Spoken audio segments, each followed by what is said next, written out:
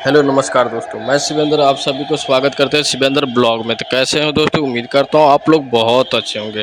तो भाई लोग बता दूं कि विवेक सिंह की वाइफ की मतलब जन्मदिन पे खेसारी लाल पहुंचे और ढेर सारा बधाई दिए और अच्छे मतलब दिन के लिए बहुत अच्छा बात।